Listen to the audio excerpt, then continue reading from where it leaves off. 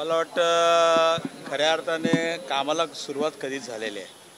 आज सुद्धा आम्ही ठाण्यामध्ये सर्व पक्षीय आमचे अविनाश जाधव, मनसे असेल, काँग्रेस असेल, राष्ट्रवादी असेल, मला वाटतं सर्व पक्षाची मंडळी या ठिकाणी हा जो या ठिकाणी प्रभाग रचना या संदर्भामध्ये हरकतीसाठी आजचा दिवस होता। आणि सुदैवाने म्हणेल की या ठिकाणी आमचे संजय सेठी हे आयुक्त या ठिकाणी आले होते आणि त्यांना या प्रभागाची माहिती होती, कारण ते ठाण्यामध्ये जवळजवळ 2.5 ते 3 वर्ष त्या ठिकाणी काम केलेलं आहे आणि त्यांच्यासुद्धा लक्षात आलं असेल की कशा पद्धतीनेच ही वॉर्ड रचना त्या ठिकाणी केली गेली होती आणि संपूर्ण चुकीची वॉर्ड रचना आहे। या ठिकाणी कसे नगरसेवक निवडून येतील ते वॉर्ड फोडण्याचं काम या ठिकाणी केलेलं आहे आणि याच बाबतीमध्ये आज आम्ही लोकांनी हरकती सूचना घेतलेल्या आणि त्यांना आम्ही विनंती केली की तुम्ही गणपतीच्याच बरोबर टायमालाच गणपतीच्या आगमनापूर्वीच ही मला वाटतं हे डिक्लेअर केलं आणि त्या मधल्या पिरियड 10 दिवसामध्ये आज कित्येक आमचे कार्यकर्ते असतील किंवा प्रत्येकाच्या घरामध्ये गणपती असतो किंवा गावाकडे असतो आणि ही मंडळी सर्व जात असतात। मला वाटतं 2 दिवसापूर्वीच विसर्जन झालं आणि काही लोकांना अजूनही या संदर्भामध्ये ऑब्जेक्शन घेण्यासाठी वेळ मिळाला नाही आणि म्हणून त्यांना हे 4-5 दिवस पुढे ढकलायला सांगितलेलं आहे। आणि तुम्ही बघितलं असेल ह्या ज्या वॉर्ड रचना घरात बसून केलेल्या आहेत आणि जाणून बुजून एकाच पक्षाला त्याचा कसा फायदा होईल हा दृष्टिकोनातून त्या ठिकाणी केलेला आहे आणि म्हणून याला विरोध करण्यासाठी आम्ही आणि हरकत घेण्यासाठी या ठिकाणी आम्ही हरकती नोंदवलेल्या आहेत। इकडे 2 भावांची भेट होतीये, इथे तयारी सुरू झाली आहे का? म्हणजे ठाण्यामध्ये सुद्धा आहे, ठाण्यामध्ये तयारी ज्या वेळेला 2 भाऊ एकत्र आले तेव्हाच तयारी सुरू झाली। आता दिसतोय ना अविनाश जाधव, राजन विचारे बरोबर आहे, अजून काय पाहिजे?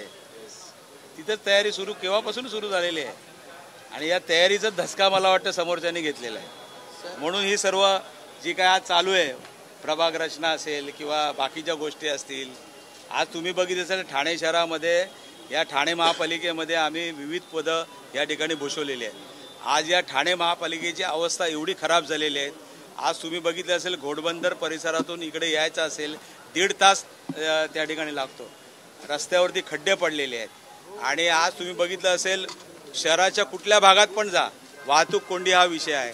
आज कित्येक भागामध्ये पाणी मिळत नाहीत, आज कित्येक प्रभागामध्ये स्वच्छतेचा अभाव आहे आणि अशा पद्धतीने आज तुम्ही बघितलं असेल कुठल्याही कायदा सुव्यवस्था त्या ठिकाणी बरोबर नाही आणि अशा परिस्थितीमध्ये निवडणुकीचे वेध लागलेत आणि आज त्यांना जसं महापालिकाचं ज्या पद्धतीने त्यांनी महापालिका त्या गेल्या 3-3.5 वर्षामध्ये हे केलेले आहे, त्यामुळे जनतेला मी या आवाहन करेन की अशा लोकांना त्या ठिकाणी तुम्ही मतदान करू नका आणि यांना घरी बसवा, जेणेकरून ही ठाणे महापालिका या ठिकाणी चांगल्या लोकांच्या हातामध्ये जाईल। सर, गणेश नाईक काल ठाण्यामध्ये होते, अंतर्गत बैठक घेतली आणि त्या बैठकीदरम्यान त्यांनी असं म्हणालेले आहेत की रावणाला जाळल्याशिवाय इथे आपल्याला सत्ता स्थापन करता येणार। बरोबर बोलले ना, ते चुकीचं काय बोलले?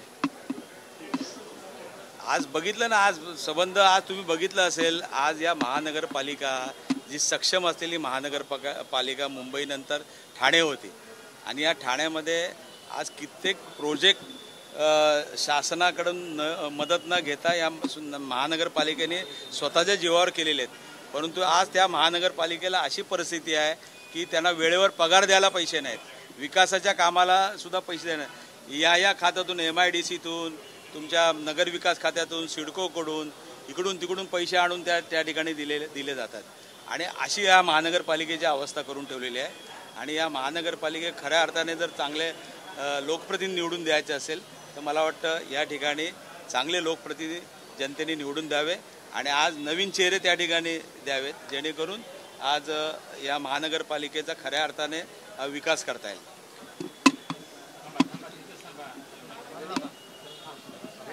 रेडी रोल दादा पुन्हा एकदा राज ठाकरे यांच्या निवासस्थानी उद्धव ठाकरे पोहोचलेले आहेत. संजय राऊत आहेत, अनिल परब आहेत.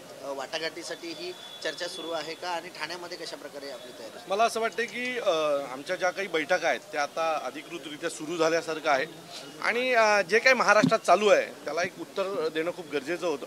सो दोघं भाऊ एकत्र आल्यावर महाराष्ट्रात याच्या पुढचं राजकारण कशा प्रकारे होईल हे विरोधकांना कळलेलंच आहे. तो आम्ही आमच्या तयारीला लागलेलो आहोत आणि नजीकच्या काळामध्ये महाराष्ट्र नवनिर्माण सेना आणि शिवसेना दोन पक्ष एकत्र आल्याच्या नंतर काय घडू शकतं हे संपूर्ण महाराष्ट्र आणि संपूर्ण देश पाहिल्याशिवाय राहणार नाही. सो त्या दृष्टीने या बैठका आमच्या आता सुरू झाल्या. प्रभाग रचनेच्या आज आक्षेपवरती सुनावणी होती आणि आज ठाकरे गट आणि तुम्ही देखील एकत्र होता, त्यामुळे ठाण्यामध्ये देखील आम्ही शिवसेना, राष्ट्रवादी काँग्रेस आणि भारतीय जनता पक्ष आम्ही असे सगळे एकत्र होतो. कारण जर तुम्ही वरती गेलात तर भारतीय जनता पक्षाचे अनेक नगरसेवक स्वतः ऑब्जेक्शन घेऊन आलेले आहेत. याचा अर्थ त्यांनाही या सगळ्या प्रक्रियेत विचारात घेतलेलं नाही आहे, त्यांनाही देखील डावळलं आलेलं आहे. जर तुम्ही वरती गेलात तर 50%च्या वरती भारतीय जनता पक्षाचेच कार्यकर्ते बसलेले आहेत ऑब्जेक्शन घ्यायला. सो आमच्याबरोबर त्यांच्यावर देखील अन्याय झालेला आहे आणि सत्ता त्यांचे असताना, मुख्यमंत्री त्यांचे असताना जर अशा प्रकारे भारतीय जनता पक्षाच्या पदाधिकाऱ्यांचे हाल झालेले असतील तर भविष्यकाळात बघूया कसं काय होतं ते. मुंबईत बैठकीला सुरुवात झालेली आहे, मात्र ठाण्यामध्ये अशा प्रकारचं काही चित्र दिसून येईल की मनसे आणि मला असं वाटतं की आज आम्ही दोघं एकत्र आहोत.